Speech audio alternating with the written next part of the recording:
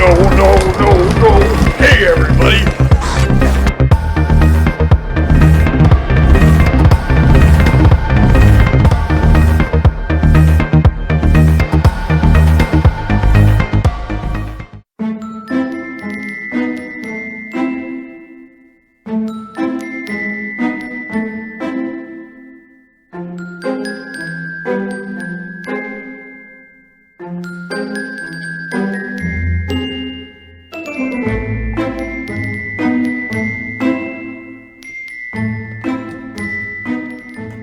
Over the last couple of years, I've heard nothing but great things about wild lights at the Sedgwick County Zoo here in Wichita, Kansas, especially from my buddy Matt. I decided it was about time to see for myself if the event held up to the hype. So I gathered my crew, Matt and Nicole, and we dropped in for what turned out to be an enchanted evening. Recently, I sat down with Director of Marketing, Jennica to gain more insight on this critically acclaimed event.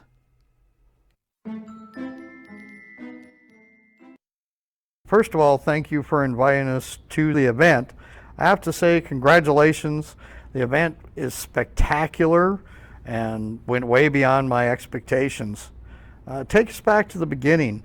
What inspired Wild Lights and how did it come about? Bringing Wild Lights here was a vision from our CEO and president at the time in 2021. It was something that he wanted to bring to the zoo since he arrived here in 2017. So we had kind of been looking at different options. There are a few different companies that do this specifically for zoos and attractions all across the country and overseas as well. So once we found the right fit, then COVID happened and we were not able to do it like we wanted to. So we just had to take a little bit of a break, hit pause, and we brought it back for 2021, which worked out really nicely because the zoo celebrated its 50th birthday in 2021. And so Wild Lights was sort of a way to celebrate that 50th birthday with the community by bringing an event that nobody in Wichita had ever seen before. Well, congratulations. I was blown away. I really was. I felt about maybe halfway through kind of like a kid. I felt like the whole Christmas kind of thing because I felt like a kid running from one display to the next. So pretty awesome.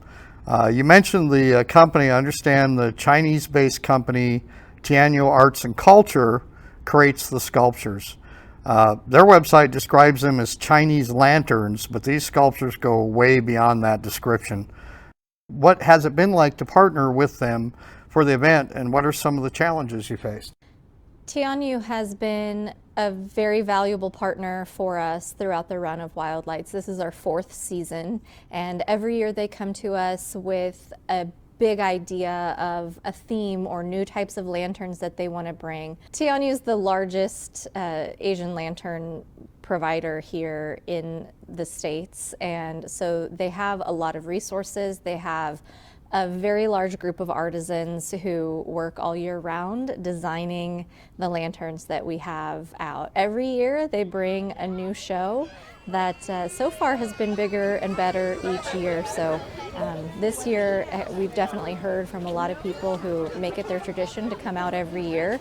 This happens to be everyone's favorite, and I agree, this year's my favorite as well, so I'm really excited what they bring back next year. Well, I wanted to ask, I'm kind of going out of order on my list of questions here because your answer sort of inspired me a bit. Among all the displays, I was kind of surprised to see so many wildlife displays, as well as, also prehistoric dinosaurs and things of that nature that really work so well with the zoo theme in general. Were any of the sculptures designed specifically for the zoo?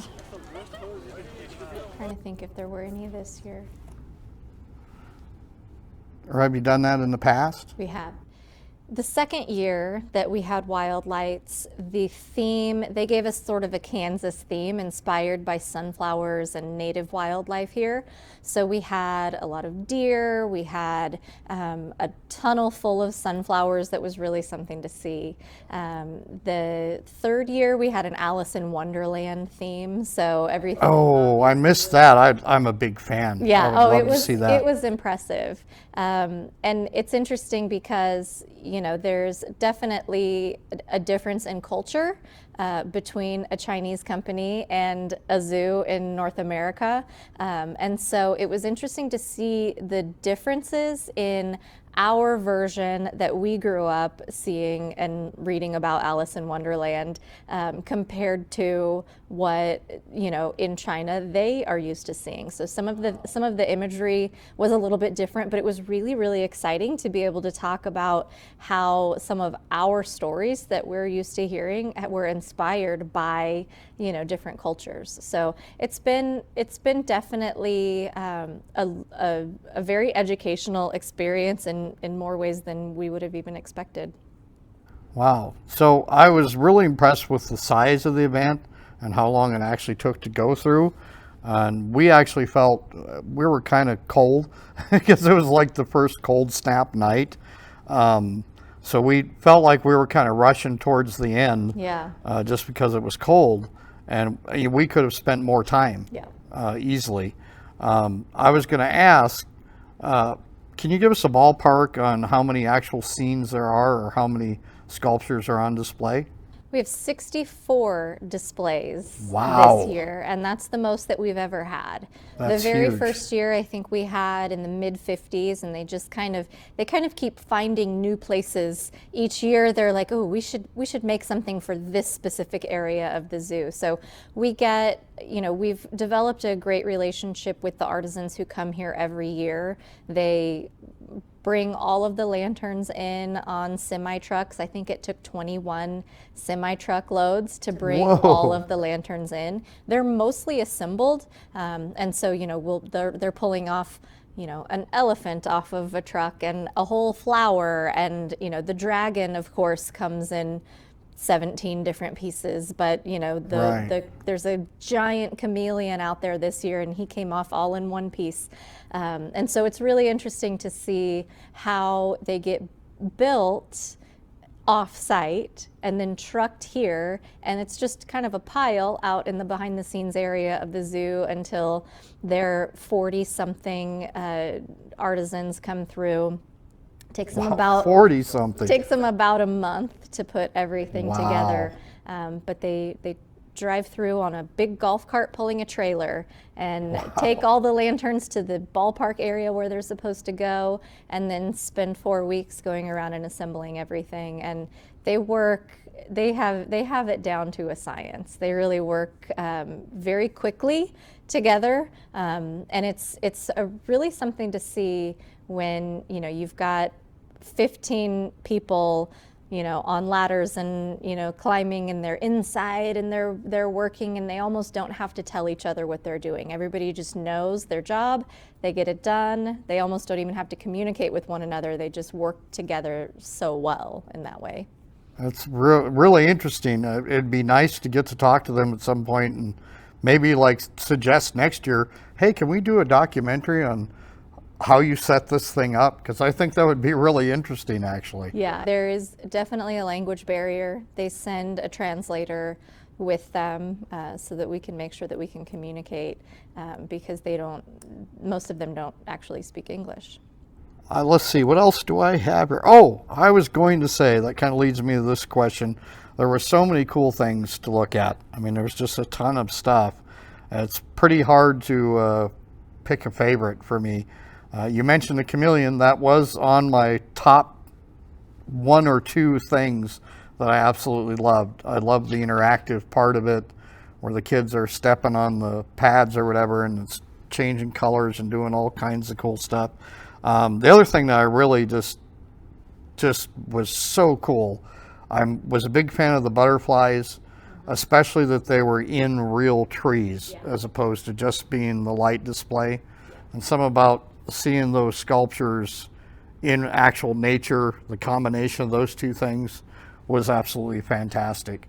Now, I know it's probably difficult, but if you had to pick a favorite or maybe two favorites, what would be your favorite from this season or other seasons? My personal favorite this season is the chameleon. I love to stand in front of that thing. I think the way that they change the colors on it is really, it's just kind of mesmerizing. So I do like the chameleon. The Chinese dragon tunnel is impressive as well. It spans a pretty long portion of the pathway right next to our elephant habitat, and it's pretty fun to walk through. They every year bring some sort of a tunnel for that space and a couple tunnels in other areas of the zoo as well. So there was the second year that we had Tianyu here, they had a shark tunnel that you actually walked through the shark's mouth and then out through his tail. And the inside was kind of pink and red with, you know, the lights shimmering around and changing color. That was pretty impressive too. Every year there's something new, there's something amazing, and everybody has their different favorite. They try to make sure everything's different. There are glow swings that they're always a hit. They come back every year. They always have a different version of the Chinese zodiac, and so that's a lot of fun. This year it spans a pretty long stretch of the zoo. In the past it's been a lot more condensed, but if you're paying attention you can see, you know, here's the rabbits and the ox and the, you know, the pig, and so you find out, you have your birth years and you find your birth year. Right. This year it's spread out so that those displays can be a lot bigger, but usually it's much more condensed. But that we've found historically to be the area where the traffic kind of stops and gets congested because everybody wants to find out what they are. But it's really interesting because they're able to sprinkle in education about Chinese culture, about mythology. You mentioned, you know, prehistoric animals, and that's one thing that we really liked about Tianyu and partnering with them, is that they bring in animals that we have here in the zoo. They also bring in, you know, the prehistoric animals, the mythological animals. One thing that this year highlights is animals that they do exist, but they are rarely seen or heard of. So there's a couple little things out there that are just kind of fun to learn about. So they do a really good job of bringing in their culture, bringing in education, bringing in conservation elements, and working with our vision and our mission here at the zoo to bring it into this beautiful, magical event. I just love the culture of the whole thing. Now, I was going to say the night that we attended was one of the first cold snaps that we had so far this season. And I was just surprised to see a huge turnout. You know, it's like so many people. And I'm like, you know, usually in Kansas when it gets cold, you expect people, at least the first couple cold snaps, like, oh, I'm not going this weekend, it's too cold. That was not the case. It was thousands of people. It was so impressive. Can you give me an idea of how many people go through on an average night and what the event in its entirety expects to see? The weather plays a big role in how many people are here each night. Obviously, Saturday nights are the busiest. So if you don't like crowds, maybe don't come on a Saturday. But we might have 5,000 people here on a busy Saturday night if it's beautiful weather. You know, we had a weekend though that was 38 degrees and there were 4,000 people here on a Saturday night. Wow, that's so impressive. I really think that as long as the wind is not blowing too hard, even if there's snow on the ground, Kansans are willing to get bundled up and go outside and, you know, deal with the cold as long as that wind isn't hitting you in the face. So the wind really is the biggest factor. Wednesday through Sunday, so you know, we were open on Thanksgiving and we had about 500 people come out on Thanksgiving, just you know, walk off that turkey dinner and the pumpkin pie that they had. I should have done that. Yeah, and so, you know, even on Wednesdays and Thursdays, it's not incredibly busy, but if it's nice out, we might have 1,000 people come through. So we generally plan to have about 70,000 people over the course of the event. That is so impressive. Yeah. And I still can't wrap my head around that these things are lanterns. Because when you see them, you just don't think of it that way. Especially like the ice castle. It's like, how can that possibly be a lantern? That it's so huge, it's that so ice beautiful. castle this year is definitely on my list of Yeah. one of my favorites. It's impressive, and they've built a whole landscape around it with the trees and the unicorns, and it's a lot of Dragons it's really and the ice magical. crystals. Yeah. It's just cool. It's a There's no way magical- else to say it. It's just really, really cool. So there was a lot to capture. We didn't want to like film absolutely everything. I got to leave something for the imagination. With that idea in mind, is there anything else you'd like to share with us about the event? Oh man. We've just been really, really pleased with the excitement that the community has brought to Wild Lights. When you start an event like this, and of course, there's a lot of resources going into bringing this event here, and the idea of it is that it's a fundraiser for the zoo. So, but we always want to make sure that we are giving back just as much as we're asking for in terms of support for the zoo. So, it was important to us to bring something that had never been done before, and thinking about the time of year that we wanted it to be. We know that the fall season is a really important time of year that families want to get together and go out and have a good time, and there's not a lot happening in Wichita in the fall as much as there is in the summertime with festivals and things like that. So it was important to us to bring something for the fall.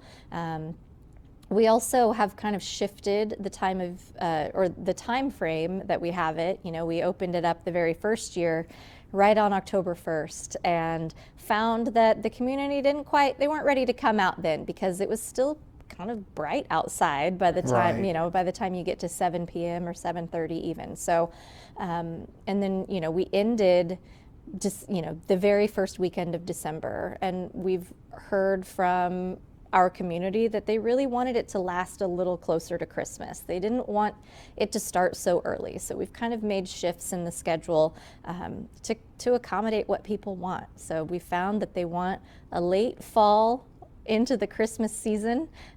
So we're actually putting up a couple new lanterns for the end that cool. might bring people back out and re-engage and get them back into the So we're saving that as a surprise, right? A little bit of a surprise there. That's really awesome. Yeah. Okay, well, I've been attending the Sedgwick County Zoo for decades. I've worked events here in the past as I've been an actor, entertainer, artist, did things with the zoo. Always had a wonderful experience here. Wow. There's no doubt one of the best zoos in the country. Well, there's always something special in the works. So I wonder if you could share with us some events we can look forward to in the coming year. 2025 is going to be a very big year for the zoo. We don't have any new events on the docket, but we will be planning to bring Wild Lights back again. We're already starting to talk about what maybe that theme might be or what we might be able to expect. So we've got some really exciting things in the works. They're talking to their artisans right now to see if we have a really cool idea, but they've never done it before. So we're trying to see if we can get that done for next year. That'll be a surprise.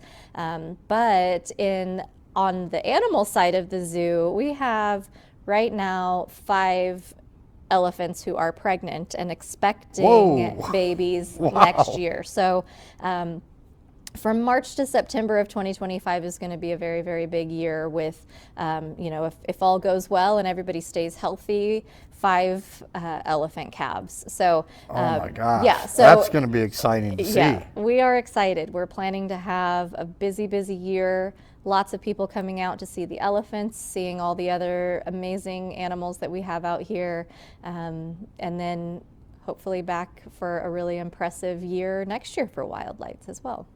All right. Well, I want to thank you so much for taking the time to you. talk with me today. And again, congratulations on the event. It's Thank you. absolutely spectacular. Thank you. And I can't wait to come back next year. Thank you. All right. We're excited to have you back. Okay. Thank you so much.